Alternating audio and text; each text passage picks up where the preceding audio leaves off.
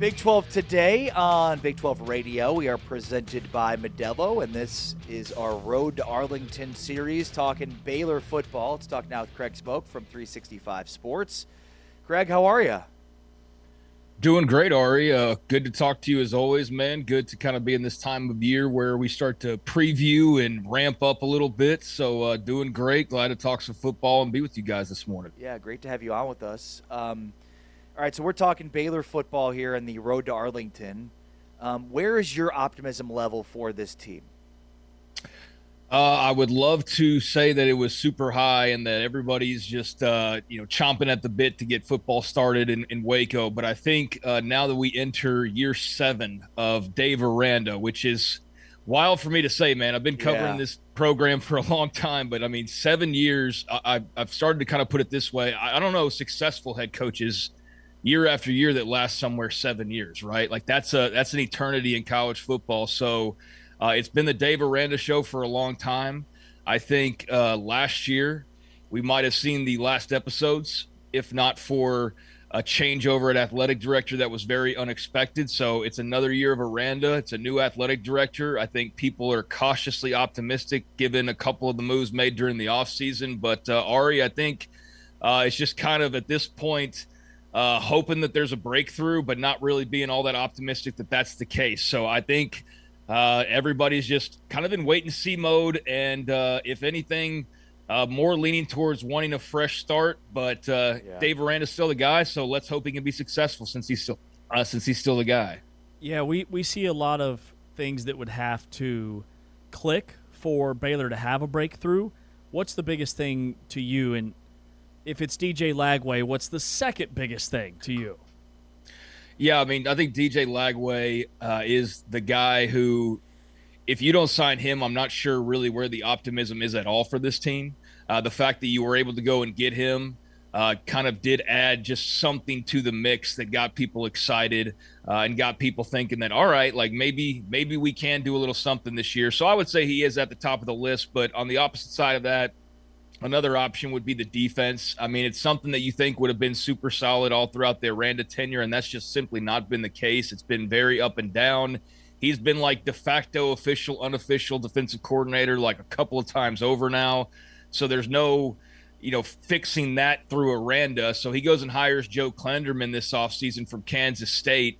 Klanderman brings in a handful of his Wildcats to help fill out this defense. They've got some good young players returning on that side of the ball. So I think with the offense kind of staying pat coaching-wise and getting the big Lagway addition on the defensive side is where you could probably see the most improvement, and that's just simply by Aranda giving the reins over fully, giving his 2 cents here and there, but letting Klanderman hopefully give them a changeover that makes them a defense that can help them win some football games rather than a unit that, because of who the head coach was, often kind of felt disappointing given you were expecting something of dominance and it just wasn't quite there. So I think DJ Lagway, but then Joe Klanderman as defensive coordinator is an area where you hope that change can be a big thing and really change your fortunes this year. Yeah, and let's dig a little bit further on the defense. Hosea Wheeler is a guy that I think could be a huge factor for Baylor defensively. How much are you buying some of the optimism on defense?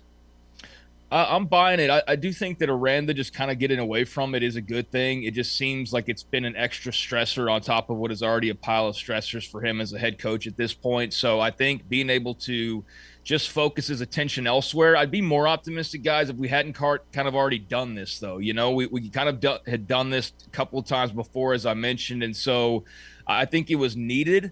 I think it's great to have a fresh set of eyes. I think it's great to have a guy who's got experience in the Big 12.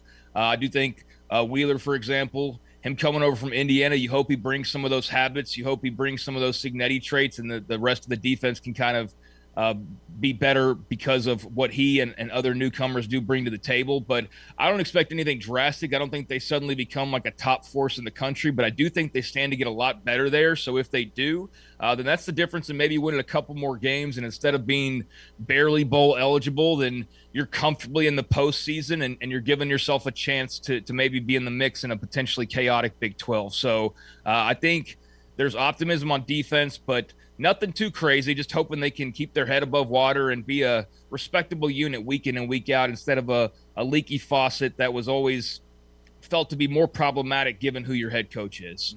Yeah, Craig, you mentioned with Aranda and going through this before, with him calling the plays and then handing the reins over to somebody else and kind of that back and forth. Can you walk us through how long or how many seasons has Dave Aranda been calling the plays and been the guy overseeing the defense versus somebody else? Well, I mean, he had Ron Roberts initially that came over, and now he's bounced around a couple of times ever since then. But Ron Roberts was the guy during 2021 in particular when they had that great run after the COVID sort of throwaway year. That's when they had Jalen Petrie and Terrell Bernard and just an incredible defense, best team in school history, Sugar Bowl winners, all that.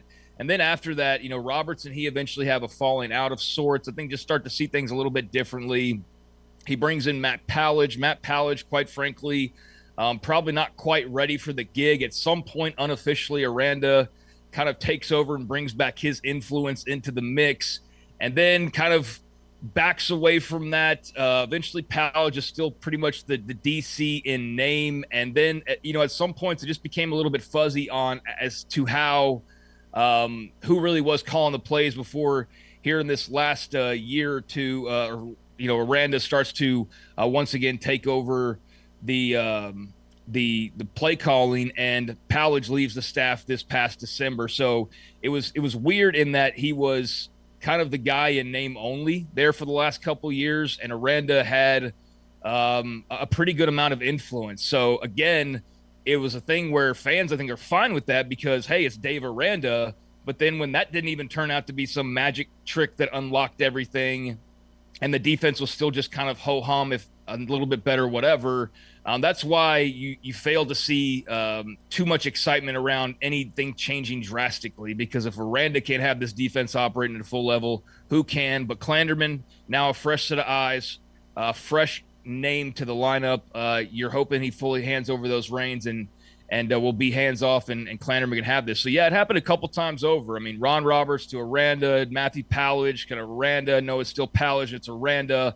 That was kind of the deal. So it was a bit of an odd situation, but Aranda took it all on his shoulders, and I think people view him as basically being the defensive coordinator the last couple of years. Craig, what do you think would be enough for Dave to keep his job? Do you think 7 wins would be enough? I don't think so, man. I think that last year, I mean, again, we're talking about last year was year 6, and you're looking at that 2021 season, and that ought to buy you a good amount of time, right? Best team in school history, record number of draft picks, Sugar Bowl, only time you've ever won that game in your school's history. Like, he really gave himself some free reign, but then he quickly ate into that with a couple of follow-up years. So now you get to year 6, the end of last year, I think you're sitting there at 5-7. That was it. And then you have, again, an unexpected change out of nowhere at athletic director. And based on everything that I know, had Mack Rhodes not had to depart, I think that they make a change. And I think what's going to be really interesting is that if you see Eric Morris go on to have tons of success at Oklahoma State, there's going to be a number of Baylor fans that are bitter because they feel like that might have been the Baylor head coach had there not been this change at athletic director. Or if not him, perhaps it's G.J. Kinney. But I know Eric Morris was somebody that they were would have been very interested in talking to based on what I know, among others, a Kinney, maybe a Trailer, somebody along those lines. But I think they were prepared to do a full turnover. The AD situation happens. Next thing you know, you're going from thinking, hey, we're going to hire a football coach. Now we got to start an athletic director search. And then you talk about the money that comes into play there, and then all the money that you'd had to set aside for a coaching change. And now I think they made the smart decision in just deciding to get the right athletic director, catch their breath, let him get his whereabouts, and then kind of go from there. And that's what they've been doing these last few months. But I think you guys are well aware, anytime you change an athletic director, any coach he didn't hire is on like extra alert, right? And I think when you're a football coach who's been kind of middling for 3-4 seasons in a row and you're entering year 7, I think the bar's pretty high. So to answer your question, he's on borrowed time.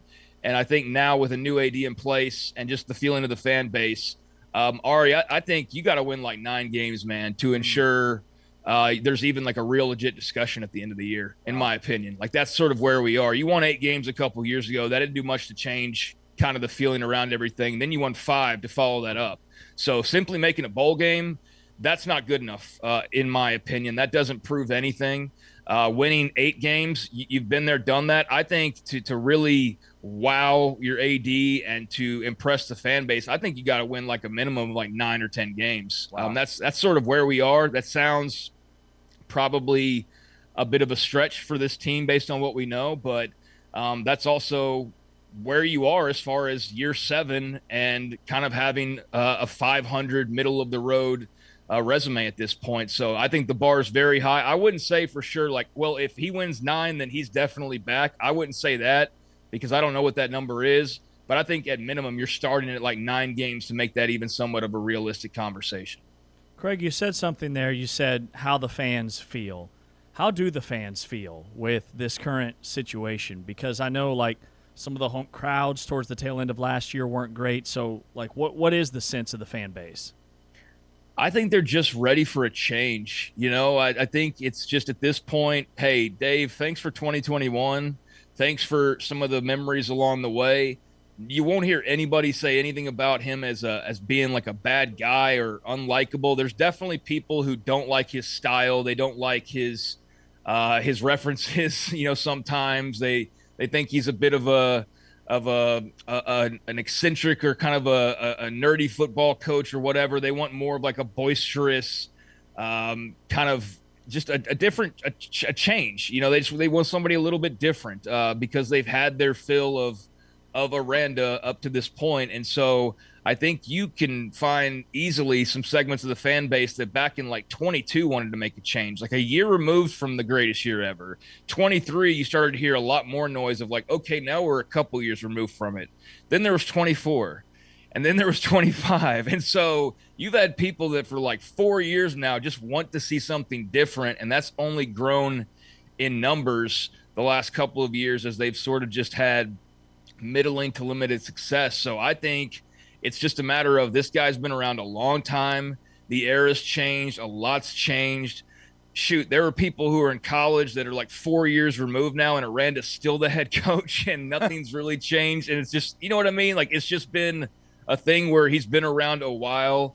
And so at this point, people feel like they've seen the experiment and that it's ran its course and that it's time for something new and somebody new to come in and just jazz this place up, bring some different flavor, some different style, a different way of doing things, and just freshen it up. And I think we can all relate to that to some degree. So it's understandable, but it's definitely the loudest it's ever been at this point. Yeah, well said. Craig Smoak, 365 Sports. Smoak, thanks for your time, buddy. Appreciate you. Be well.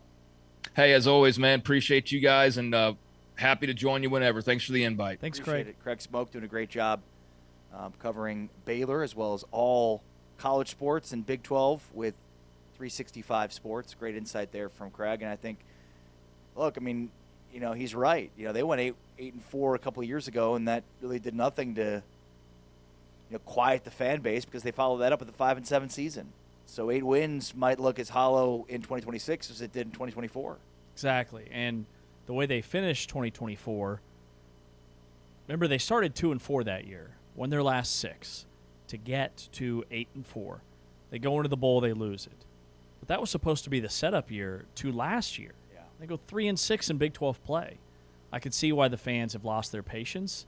And 9 or 10 wins, it's going to be very difficult when you look at their schedule and just all the unknowns. All right, we will take a look at Kansas State football on the road to Arlington tomorrow. But that will conclude our Road to Arlington Baylor series.